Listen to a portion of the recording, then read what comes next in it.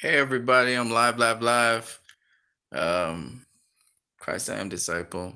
I just want to talk a little bit about Justice Khan. I did actually watch it today. It was great. Some parts I didn't agree with, certain things. I was sad, but by and large, man, it was great, man. I was able to look at Deborah Snyder's the interviews that they had with her and just about the top subjects that she talked about, kind of emphasized on mostly professional questions, not much to do with Zack Snyder's Justice League. And I don't know why on earth right now this is happening. I guess I don't know how that's happening, but whatever. Yeah, probably the mirror.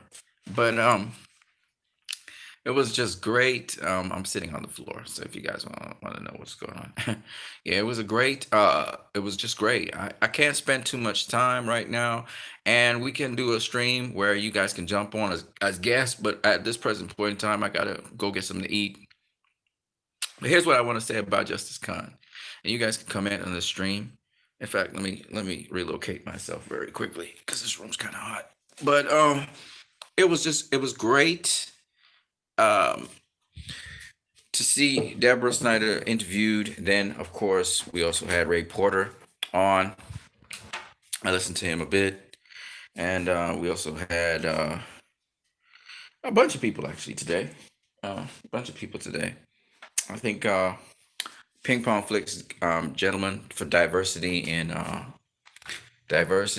these movies and the impact the Snyder Cut's going to have on diversity. Because, as you know, yesterday when Ray Fisher was talking about, you know, disabled people, and Deborah Snyder also emphasized on that, the diversity, and I think a lot of people were emphasizing on the fact that a lot of people today in this social media culture are very harsh with each other, you know, but um, people are a product of their surroundings as well, so it's not just that people are harsh in a void, and unfortunately everything kind of crescendoed with George Floyd incident, which I was looking at a number of different things, and I was even seeing Republican people talking against that stuff, which was really great.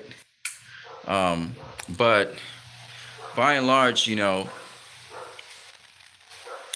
it's just fantastic to see that they're discussing kindness and being kind and achieving objectives or achieving what you want by actually helping people, you know. Um, And sometimes we have arguments and debates, and we could be civil about it. And I know I'm guilty of having arguments and debate and not being very civil about certain things, even though I disagree with certain things.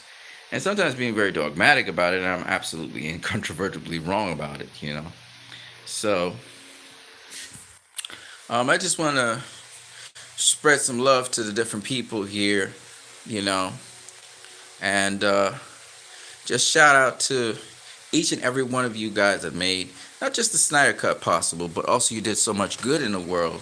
You know, we worked with the Subway and the other sandwich companies to raise money for the homeless or for the people who need to get feeding America. That was really a great thing. For suicide prevention, we did for still up to this day. I mean, art. The art competitions and just fostering art. Art is so important in society today, and a lot of people, you know, in the entertainment industry have compromised art for business. And so it's just beautiful to have that. And of course, we should push for the air cut as well. Shout out to that person who just came into my live stream.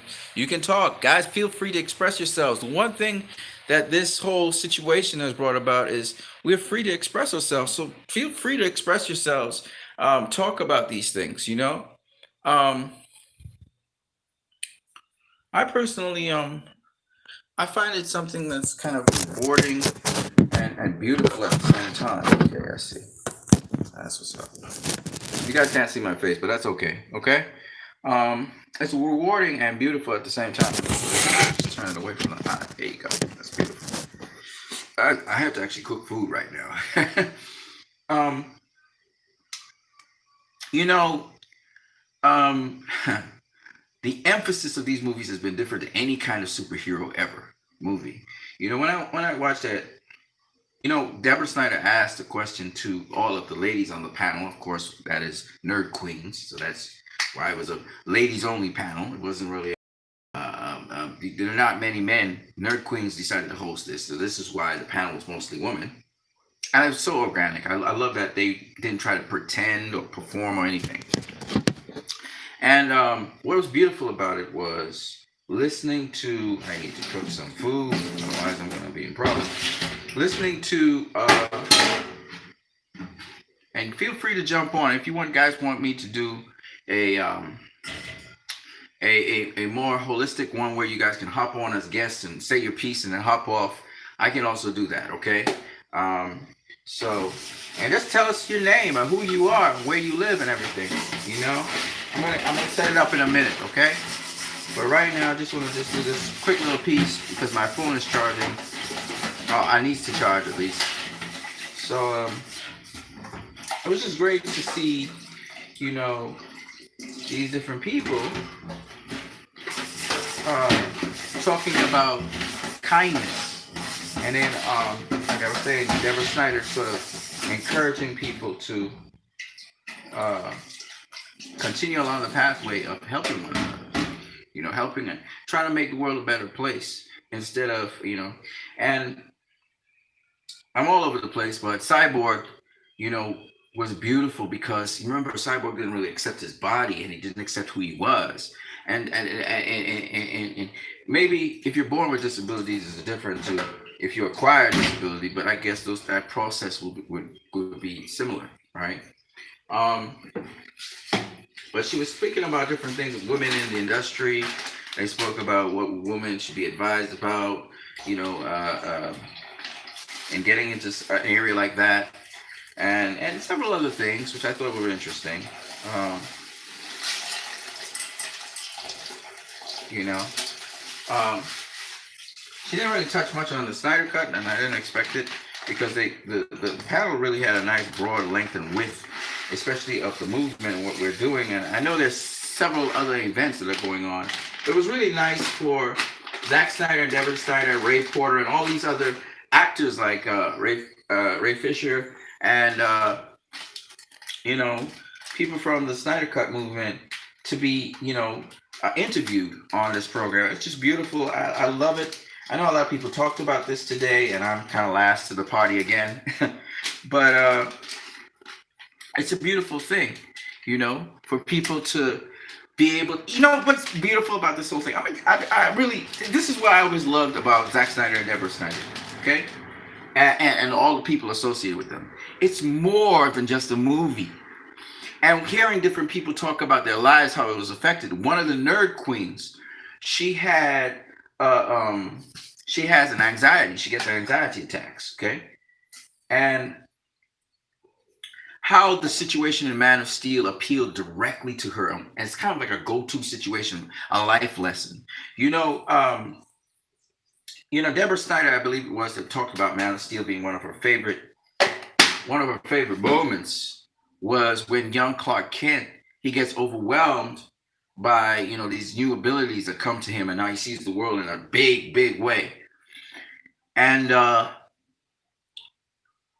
as a result of that, young Clark is overwhelmed, but he's also a danger to everyone because he's so overwhelmed. Because a lot of times, I'm covering something else, but I love it because it's such a life lesson. Sometimes we are overwhelmed with situations and we become a danger.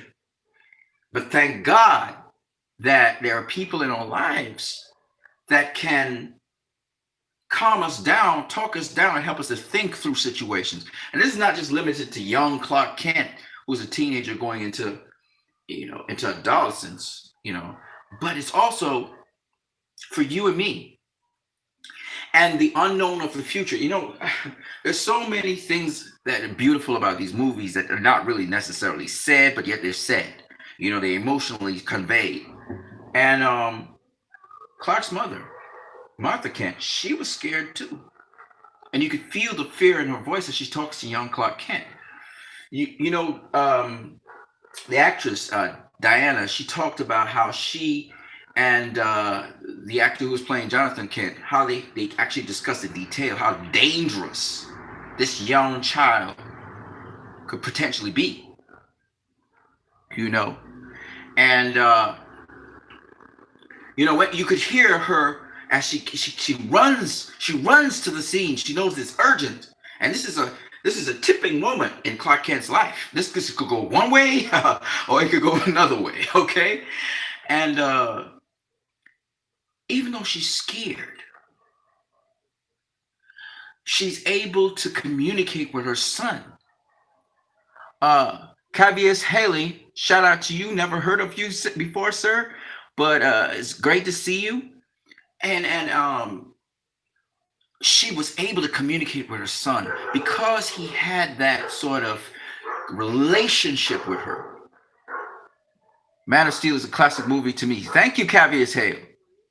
Because he had this relationship with her, this bond with her. He trusted her for that brief moment in time, that critical point in time, where his powers were such that he could have burned a hole through the door and burnt a hole through the teacher that just held onto the door. He could have killed her. The mother's very much aware of this, and she's speeding across there. She gets there on time. You can hear the fluster in her voice, and she says, "What's going on?" She's asking him, "What's going on? What's going on, son?" And he says, "The world's too big, Mom."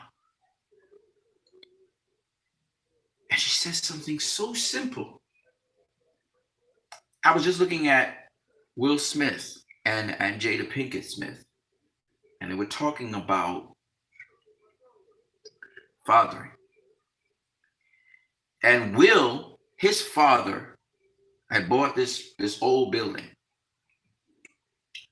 and the building was in a really bad state. But the father made the children, these young kids, build a wall that was broken out. And when Will saw that wall, he was overwhelmed. He was overwhelmed. And he looked at his father and he said, "Dad, this is impossible to build. How are we going to build it?" And his father told him this. And I want you guys to remember this when you're overwhelmed by situations. He said, "One brick at a time, son. One brick at a time." And that story is a life lesson for all of us. There's things that look impossible. You may have cancer. You may be sick with a disease that they say is terminal. You may be overwhelmed. You need someone there. So when you turn and say, "I don't think I can come out of this. This is impossible," that person tells you, "We're going to work through this together, one day at a time." So young Clark Kent looked at his mother, overwhelmed, and he said, "The world's too big, Mom. How many times has the world been too big for you? How many times you don't know what you're going to do? It's the unknown is so massive. It's like you jumping into the sea and wondering if you will swim or drown." The world's too big, Mom. What does she say? It's so simple. It's so simple.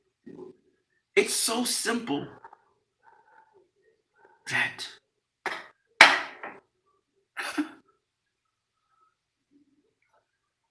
it's so simple that a woman who didn't really know what she was going to say next said something very potent. Big things, massive things need to be seen in small pieces. So she told him the right thing, even though she didn't know what she was going to say next. Because this parenting thing is also overwhelming. She's overwhelmed. But what does she say? He says, "The world's too big, Mom." She says, "Well, make it small." And now, that's the simplest way to explain it to a child. You can't tell them, "Well, we need to go one step at a time." No, it's a child. So you got to speak in their language. She said, well, make it small. Powerful. Both people on both sides are flustered. Both people on both sides don't know what's going to happen next. That's real life, people. You and I think we know what's going to happen next, but someone could just simply throw something in the smoke. Our best planned plans can go to crap because something else happened that we have no control over. What happens then?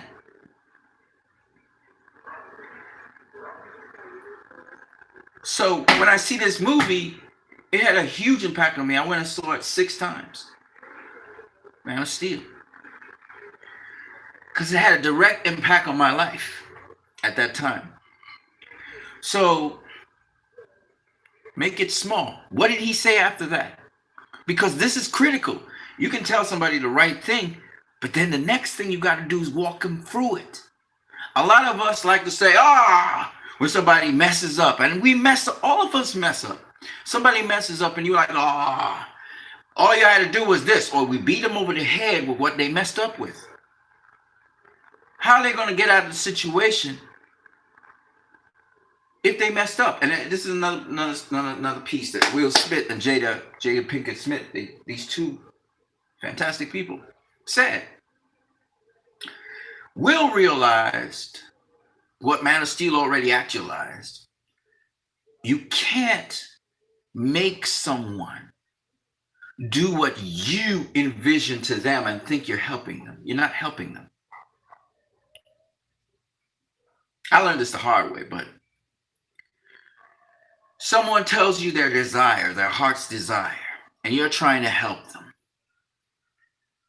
First things first, you got to find out how they want you to help them, not how you think you could help them. So when young Clark Kent said to Martha, he said to her,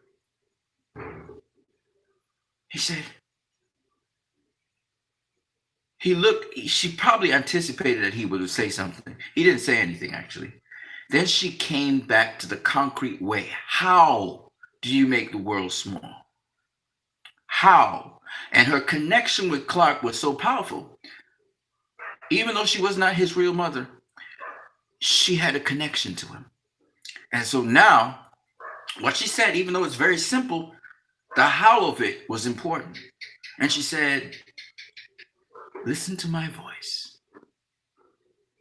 Pretend it's an island in the middle of the ocean. Can you see it? Powerful. She was able to practically see there are different steps human beings need to know. You know, as a Christian, who really messes up big time, in my opinion. A lot of times, the reason we mess up again and again is not because we don't know what the right thing is and we know that we're doing the wrong thing. The reason is because we don't know how to do the right thing. We know it's the right thing, but our present situation, we don't know how to get ourselves to stay doing the right thing. This goes for anybody. It doesn't even matter if you're a Christian or not.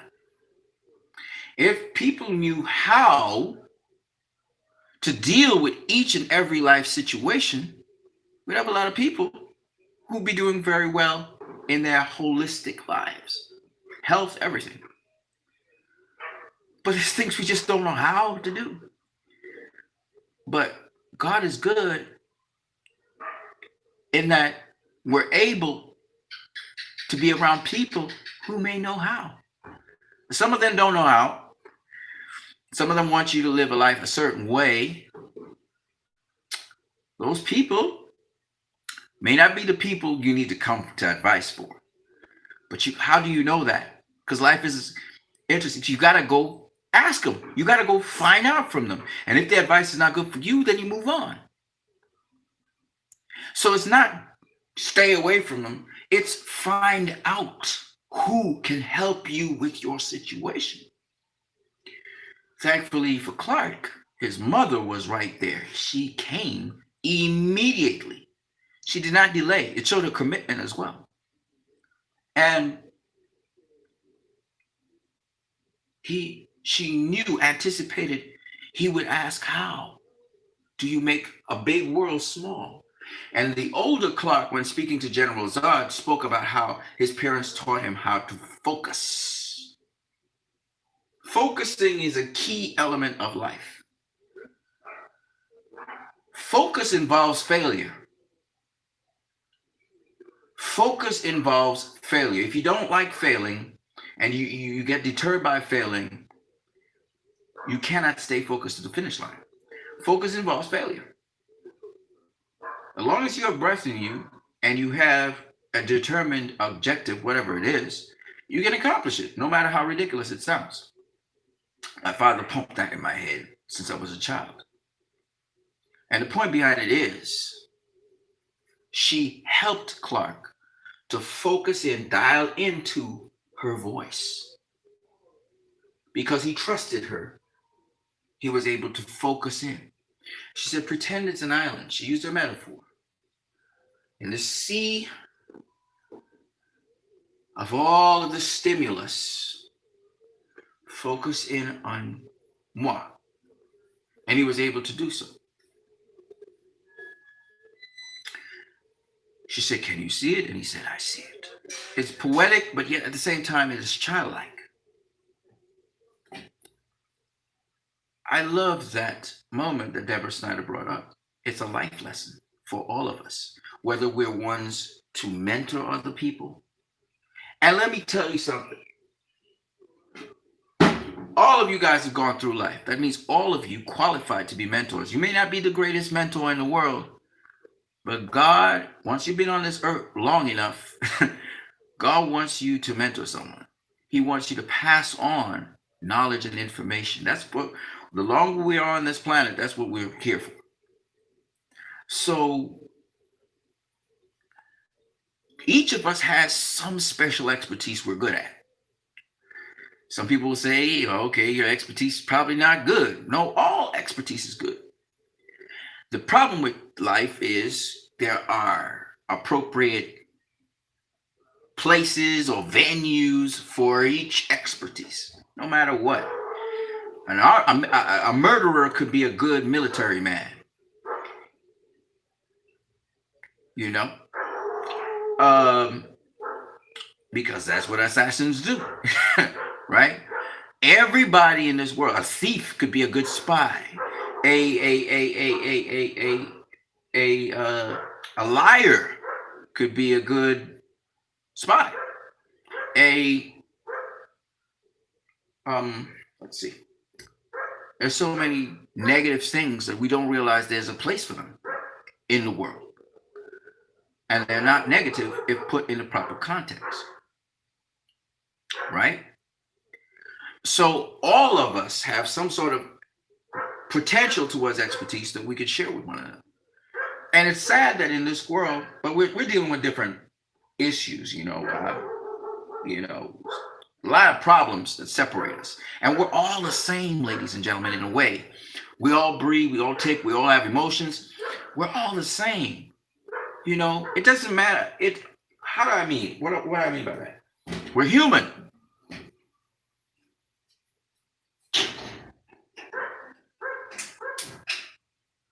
We're human. And that's a beautiful thing. Humanity is a beautiful thing. Other animals are beautiful things. The plants are beautiful things. If we could somehow get back to that stage where we could see life as a beautiful thing. I mean, all of us desire life, but in the context of respecting and loving and adoring life. And the little cockroach that you might see in a house, he's just trying to get by. The spider outside, just trying to get by. A dove flew into my house today. He was scared, probably running from a hawk that was trying to get food. Can I blame the hawk? No. Can I blame the dove for running away? No. Came inside the house, zoomed past my living room, and went up into the washroom in the library. Scared stiff. I understood what needed to be done. But the question was, do I see that dove as a nuisance, or do I try to think how it might be feeling? Who says, first of all, that the dove is stupid? He ain't stupid. You know what he did? He flew up and down, and then he hid behind. He hid behind one of the decorative ceramic uh, birds. That's right, decorated ceramic birds that I had in the library. Hid behind it. So I started whistling to him, and he peeped out from behind. He peeped out from behind the ceramic. So his head popped out, and then he sort of squared up and shifted himself. And this took a good period of time, probably about 5-10 minutes. He realized I was not a threat. I kept on pointing to the opening that he needed to go at because he was panicking, obviously. Contained space, high velocity animal. They zip and speed at like 10, 15 miles an hour. That is scary. So, what did I do? First, I tried to entice him with food. I had a mango, so I tried to get him to realize he needed to go this way. I kept on pointing to the way he needed to go. I turned off all the lights in the house to make sure that the light from outside was shining inside. And I knew I had to disrupt him, so I moved to the side and I got him to speed off because he was looking at me in my face, and he just took off. And he started flying around in the room first, and then he flew into the washroom. And from the washroom to outside, that's it. And he flew down on the ground. It looked like a young dove. Anyway, so when he did that, I decided I kept on pointing to outside and whistling to him. And then I went around him to make sure he would go outside. And he took off. And he zipped up and around, and then he just shot out the place like a bullet. You know what I'm saying? Blind fighter, what's up, my brother? Yeah, he just shot out of there like a bullet. And I was like, whoa, yeah. I looked all around the house, make sure the blades and stuff with the fans wasn't spinning and stuff. It's gone. I mean, that thing went like a bullet. You know? But the point behind it is this. That and shout out again to what's the name?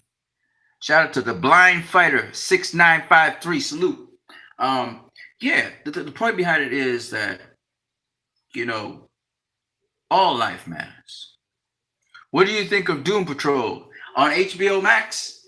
Hey, it looks interesting. It looks funny as hell.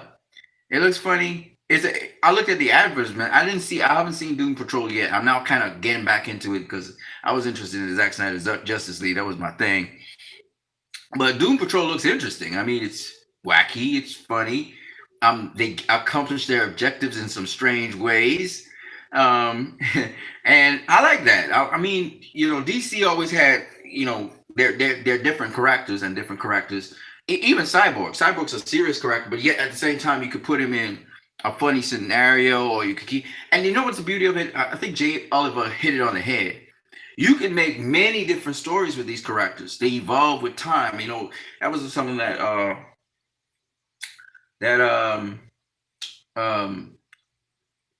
Deborah Snyder was saying. Anyway, I got a low battery. I'm gonna catch you guys back in a short while. We could talk some more. Let me just charge up this phone here.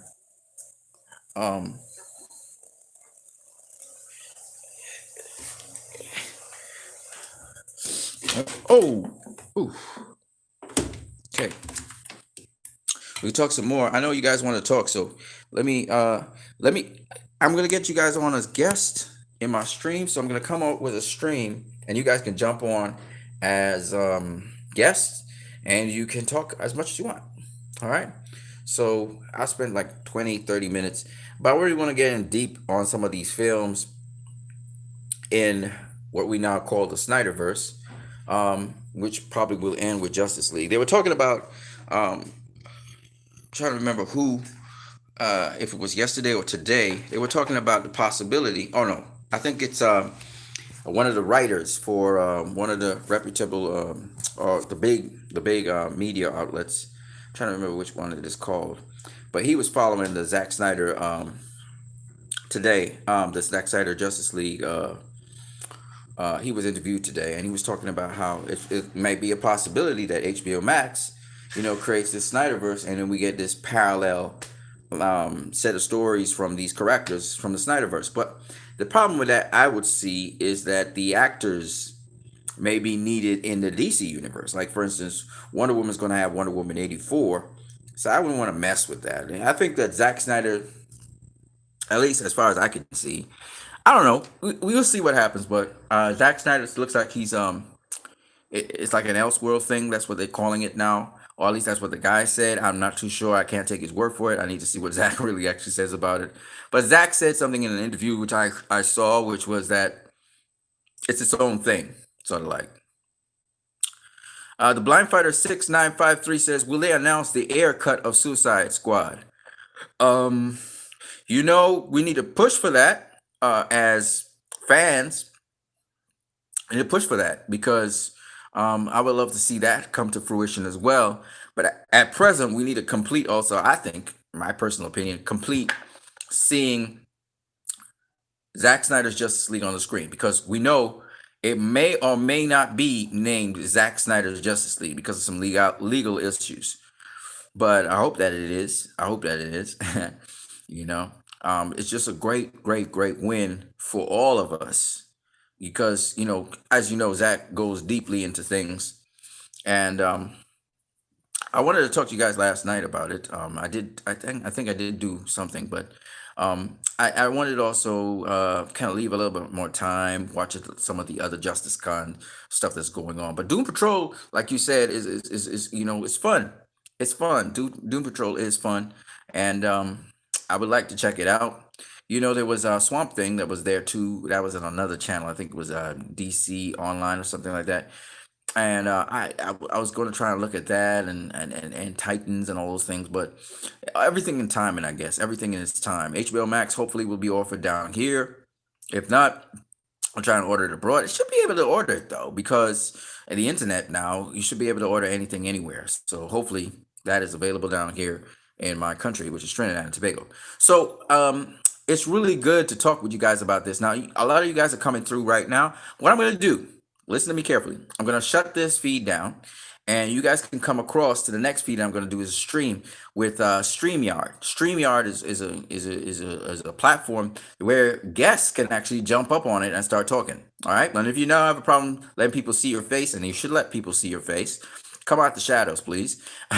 Then we can chop it up on StreamYard. Anything you want to talk about. Maximum amount of people I have per time is about 3. All right, and we'll talk in turn. But other than that, we can have a little revolving door or something going on here with the Zack Snyder Justice League, and we can talk about all the other things DC. I don't know too much about other things DC, but yeah, you guys can still chop it up and let's have it. The one thing I want to say is that today, one of the things that I really enjoyed about today was the fact that we as fans, through Nerd Queens, we as fans sort of hosted this whole thing, Justice Con, over the weekend. Of course, upcoming is DC, the DC, help me here, August 20, what is it, August 22nd, the DC fandom. That's going to be hosted very soon. I do believe that um, um, um, Comic Con is still going on somewhere. I think it's going on. You guys help me out with that. Is Comic Con going on?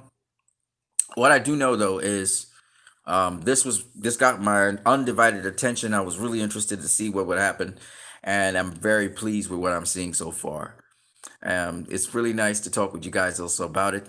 What was your best scene, guys? What was your best scene in the in any of the early DCE movies? We're talking about all the DC movies from Man of Steel to the movie just before Justice League, which was Wonder Woman. So, any of your best scenes from um, Justice League to I'm sorry, from Man of Steel to Wonder Woman. Which one? Which was the scenes that really had an impact on you? You know, Wonder Woman was a scene. There were a couple scenes which actually made me cry, which is weird, crying. At the time I didn't know why, but now I do understand it, the significance, the symbolism behind it.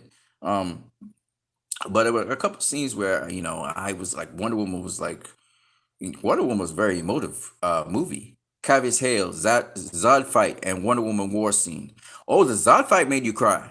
Whoa! Oh, it was very impactful. That was one of your favorite scenes. Whoa! Shout out to Cavius Hale. Yeah, the Zod fight was you know it wasn't so much the fighting. I think it was the which part of the Zod fight for you? Let me ask you, which part of the Zod fight for you was one of the most impactful scenes?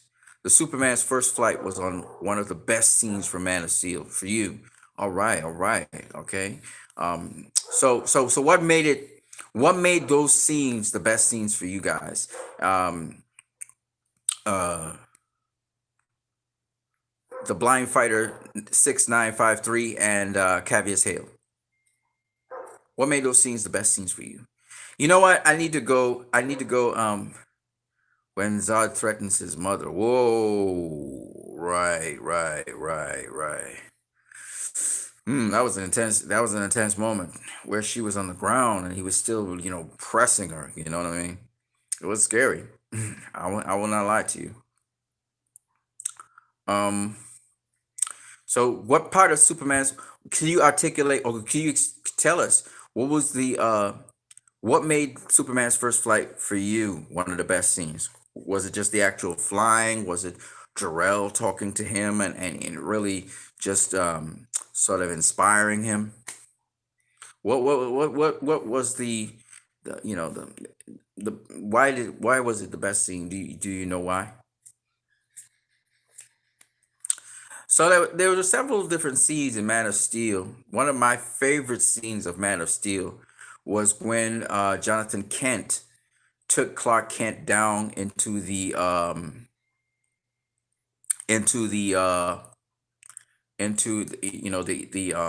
barn to see the ship that he came in. And as he started to explain to Clark uh, what he believed Clark Kent was meant to do, or what he was meant to be, in terms of he didn't know what Clark was meant to be or what he was meant to do, but he did understand it was going to be something very impactful. And Clark is overwhelmed. And he says, "So do I have to pretend that I am your son?" And he says, "You are my son."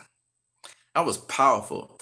And it's a moment that for me in Man of Steel brought a little bit of tears to my eyes. There were several different moments in Man of Steel which were just very impactful. But that was one of them. And then he, keeps on. You know what was a nice thing about Man of Steel as well? That Jonathan Kent and Martha Kent did not, they never forced Clark to do anything. They never were my way or the highway. So that counter that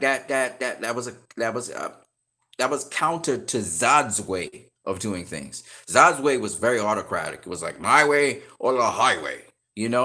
And Clark Kent's upbringing was never that. It was always he had to make the decisions. He had to, you know, he had to make the choices. But his parents always tried to feed him the nutrients. It's like, perfect example is what Will Smith was talking about today. And I keep on going back to Will Smith. As a gardener, you know, um, the seed has everything for the plant. So all you're trying to do is nurture that seed. You're not trying to make that seed into what you envision it to be, you know? And I believe that that's the same way how Martha and Jonathan Kent tried to parent Clark. Clark always had choices, but they try to uh, help him to make informed choices, or try to help him see consequence to choice. Because that's basically what parenting's about.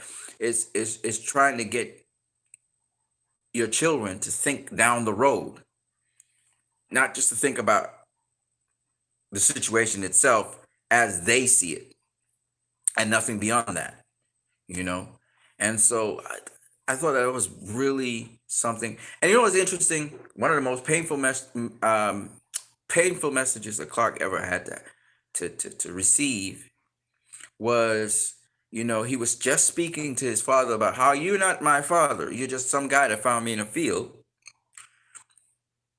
He apologizes. His father's like, don't worry about that. His father jumps out the car because there's a tornado coming, right? And what's powerful about that is Clark sees his father saving people. And this is totally related to it's totally related to what he was just saying. If you really think about it, right? Shout out again to all the people here in the chat. The Blind Fighters 9653 says it was very emotional.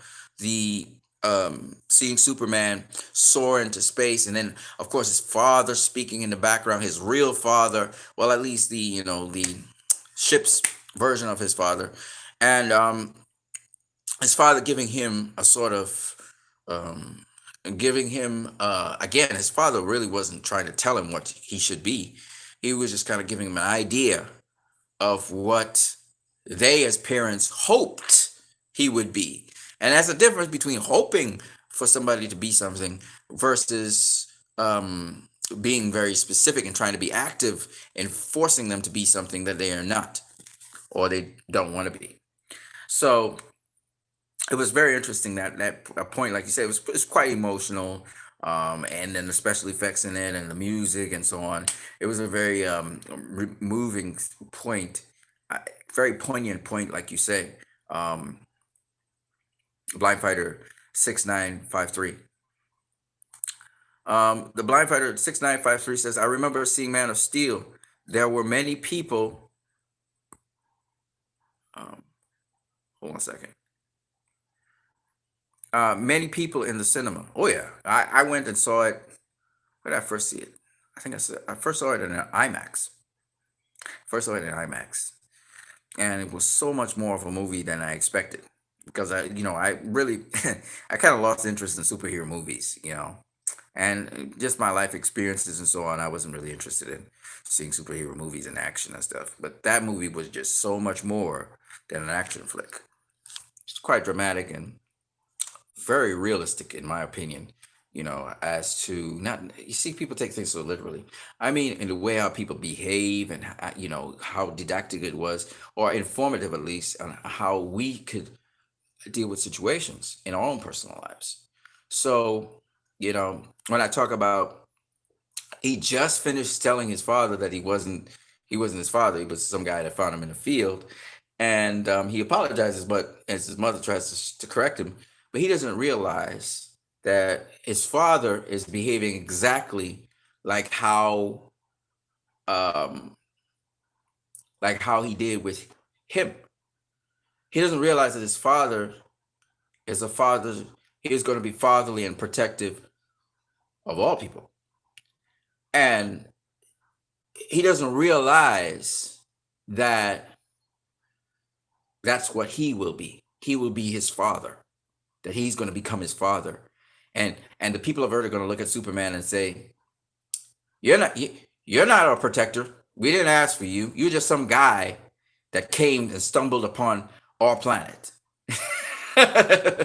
So the same thing he was thinking of his father at that very flippant and sort of casual point in time, because he wanted to carve out his future, and his father's now telling him, no, you should be a farmer like us. So his father kind of broke the rule, because Clark Kent is used to making his own decisions for himself, And so suddenly his father's kind of limiting him. And he's like, no, no, no, no, no. You're a guy that found me in the field. That's not my heritage. This is not where I came from, you know?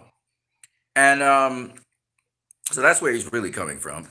Pushback, of course. But what was interesting about that whole thing was that his father literally embodies and does the very same thing that, he said, some guy that found me in the field. Well, there's some guy is finding people and saving people as a tornado is coming, right?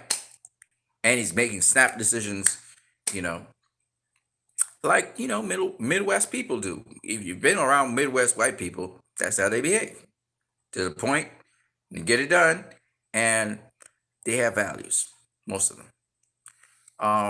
And so it was just so interesting to see that, Clark doesn't realize, okay, he's not going to probably be a farmer, but he doesn't realize that, but in a way, he's a farmer because he's farming people. That's a whole other story for another day. You remember when Clark said in Batman v Superman, that farmer had a dream. You remember that? And it's so interesting that that farmer that he rejected, he basically rejected farming. He ends up being a farmer himself. He's it's so funny, and it's one of those things where you know when his father tells him, "Don't save me, don't bother to save me," and he listens to his father, and he cries out, "Dad!" Remember that? He cries out, "Dad!" The irony of the situation, that he's going to be exactly what his father was, and that Jonathan Kent is Superman. That this is the uh, literal version of Superman. People who help other people who love to help other people, stand up in a situation and be someone who will make decisions to save other people's lives. That's Jonathan Kent. It's always been him, right? The Blind Fighter 6953. So if you know any Jonathan Kents in your life, people who step up to the plate and try to protect other people and try to help other people, there's your Superman. The Blind Fighter 96953 says, did you know that Metallo was supposed to be the main villain for Batman v Superman in the original script? Yes, I do know that. I do. And I saw the drawings and sketches for him. And I think it was supposed to be the guy who the building fell on his feet. Um, He'll come to me in a minute. Uh, he uh, he was supposed to be Metallo. I forgot what his name is. Ooh, it'll come to me. Was working for Wayne Enterprises. He got blown up in a wheelchair. He was supposed to be Metallo. Wallace Keith. There you go. Wally. Yeah. Wally. Yeah. So this is what I'm gonna go on a stream in a few seconds. But in the meantime, I'm gonna just wrap this up with you guys. It was nice talking to you, both of you. Cavius Hale and Blind Fighter 6953. It's kind of late. It's kind of 9:42 p.m. where I live. But I'm gonna try and get the stream up. I'm right now. I'm just kind of charging up my phone. So in about 10 minutes, I'll come back and we can just talk as much as you want about this, about all the movies, Man of Steel, etc. All right, Blind Fighter 6953. I'll see you in a bit. All right. All right.